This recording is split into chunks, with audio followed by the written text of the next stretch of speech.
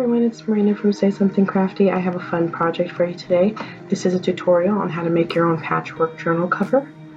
And there are a few ways to do this. This is just the way that I have decided to do mine. I have a couple of ways that I do journals, and I don't just stick to one thing. So I have another tutorial where you can look at how to make a Bohemian journal cover if you want to check that out, and that is a different way to make a fabric cover if you don't want to do patchwork. I will also have a link below for Lori W, and she's here on YouTube. She has a how to make a traveler's notebook journal cover, and she does patchwork on there too. It's larger patchwork for beginners, which is really perfect if you haven't done it before. So the squares that I've sorted out here are 2 by 2.5 by 2.5, and if you haven't sewn before, or if you don't know how to, I've put down a piece of washi tape, and it's a thin piece of washi tape so I know where to stop. And this is a good way, it helps me keep my sewing straight. So if you've got your pieces and you're just going to put them face to face and sew them together, and do your best to keep a straight line or to stay in a parameter which you've picked out for yourself as far as distance, because you are going to lose some sizing when you're sewing a journal like this, or a journal cover this way. If you're going to be working with any silks or satins, you may want to use a pin when you put it in, when you sew it together, because it is slippery. It's very slippery because you're putting them face to face, and then you're just going to sew a single line, and make sure you have some seam allowance. And sometimes those silks or satins will slip away from you, and you'll end up in some kind of weird scrunch. So be careful if you're using those type of fabrics. Otherwise, it's pretty simple, and for this part, I don't feel like I generally need to use a pin. So, just like I said, you put your fabric face to face, and you can sew it on.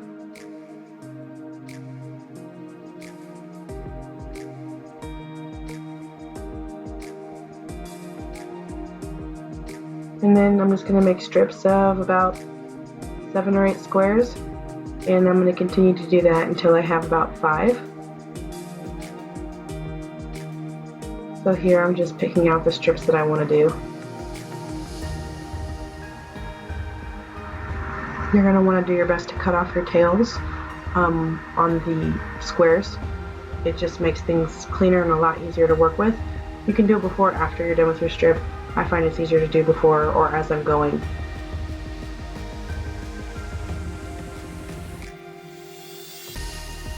And the way I've set mine up is quite random. You can do yours as a checkered theme, you can do yours however you would like to do. You can do yours a set of different pink fabrics, a bunch of different pink fabrics. You don't have to do it this way. There's a bunch of different ways to try this out.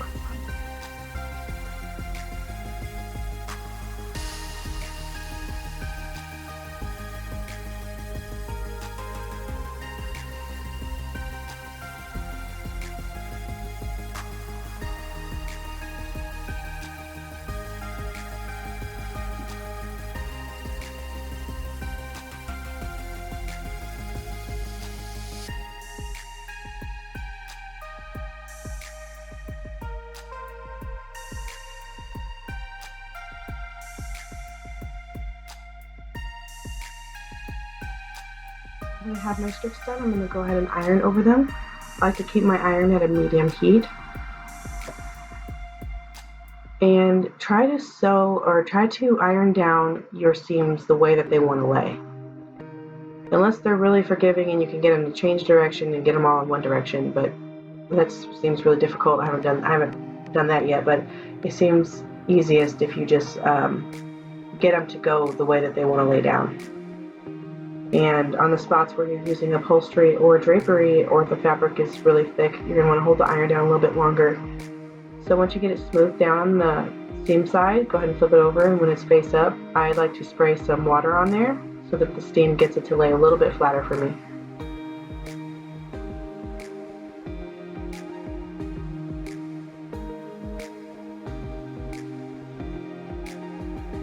So you just continue this process for the rest of your strips.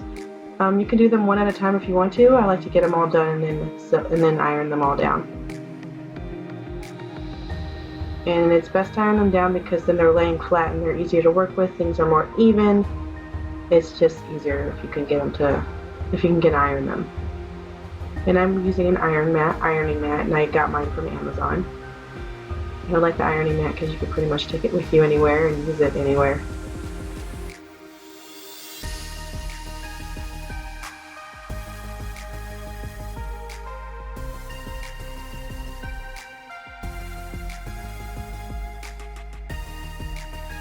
And the upholstery and drapery fabrics that I've used here are very lumpy and hard to work with. They're not impossible to work with, they're just more difficult because the fabric's thicker and they are in small pieces. So I do keep the iron on them a little bit longer and use just a little bit more steam when I'm ironing these down. And do not worry about the fraying because once you sew it all together, it's not going to be there anymore. Unless you're looking for the frayed look, which on certain journals I do like my stuff to be frayed, but this one I didn't want them to be frayed.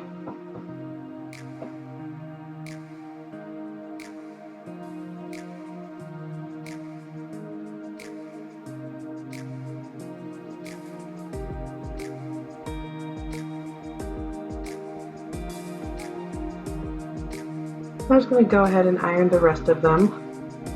And now that I have them all flat, I'm going to put my pins in them. So I take a strip and lay it out how I want it, and then I put them face to face. And I usually put my pins in the middle. I line it up as best as I can and I stick them through the middles. And I do my best also to avoid messing up the seam. I don't want to mess up the seam because when I sew it, I don't want it to be pushed up or messed up in any way, because it'll catch on the foot of the sewing machine. I don't take my pins out until after I've sewed the strip on this particular project. If you do like to take your pins out as you go, that's okay.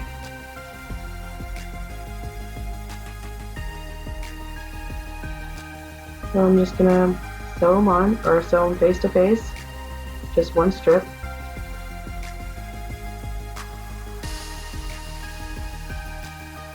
Make sure you have that 1/4 inch seam allowance, just like the rest of it. Then I take my pins out, and I open it up to make sure I like how it looks, and it does, it looks great. So I'm going to go ahead and pick another strip and decide where I want it, and make sure I flip it face to face, and put my pins through the center again. And I do this because it's easier for me to keep it all lined up how I want it. And then I can just sew and take the pins out afterwards.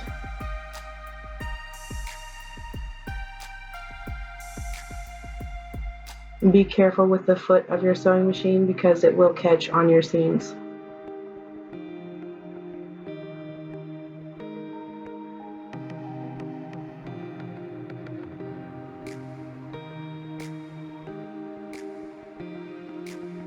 And again, face to face and push pins through the middle.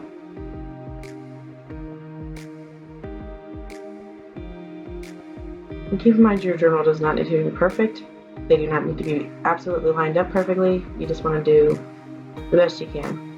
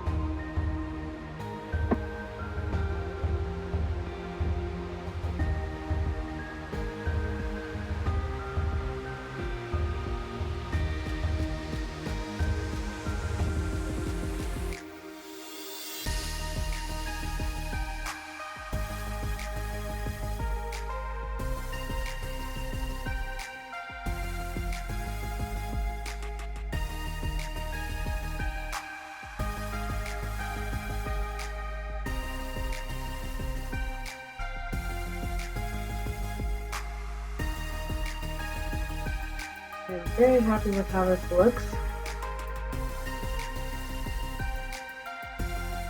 I'm going to go fix up this part with the silk because I don't want it to come apart at all. I want it to be very secure. So now that I've done this one, I'm going to go ahead and do the upholstery one.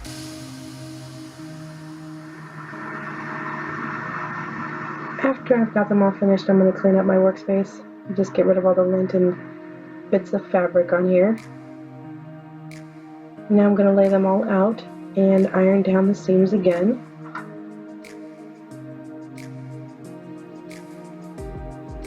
And again, do the best you can, get them to lay whichever way they seem like they'll lay best. And once I flip it over, I go ahead and add some water and steam it out a little bit so it gets a little bit flatter for me.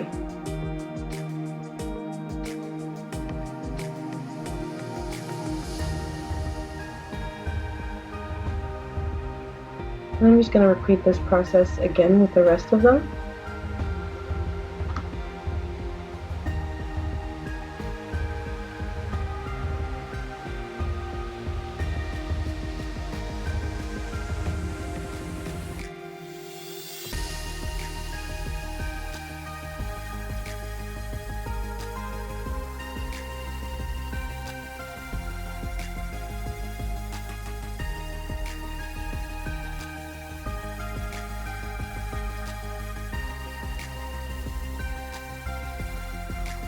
Now when I'm at the upholstery, this one is a little bit harder, like I said, and it does take a little bit longer and needs more heat.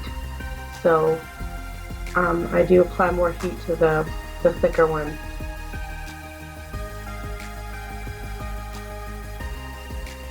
And once I flip it over, I will be adding more steam.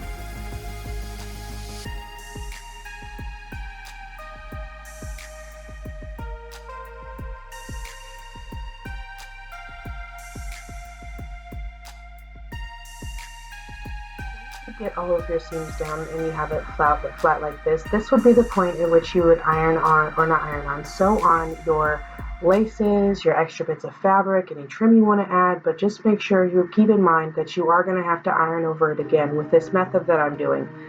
So be careful with what you sew onto the cover.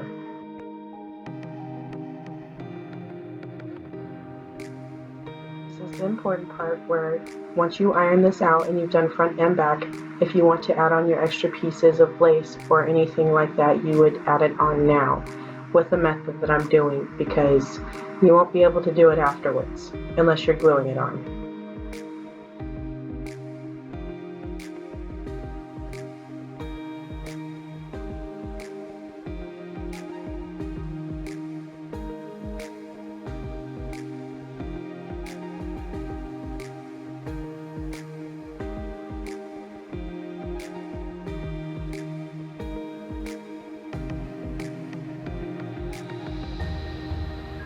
I'm going to take the first one again, and I'm going to take out a piece of heat and bond, and I'm going to pin it in and then cut it out.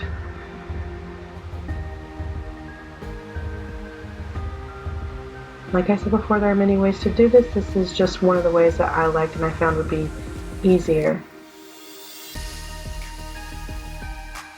So I'm going to just iron over it. And when I get to the upholstery one, I will be applying more heat, and instead of 5 to 10 seconds, I'll be putting it in place for 15 to 20 seconds. And once I finish this one here on the front side, I'm going to flip it over and make sure I iron onto the back.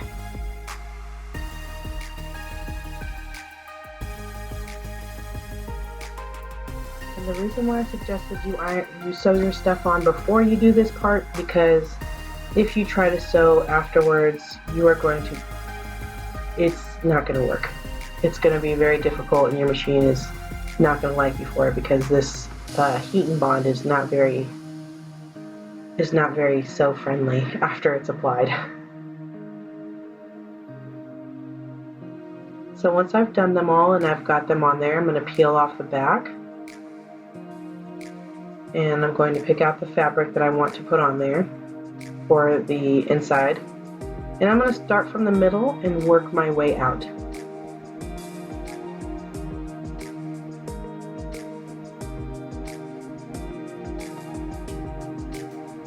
And on this part, I wanted to apply more fabric than I needed in case, that way I would have room to cut.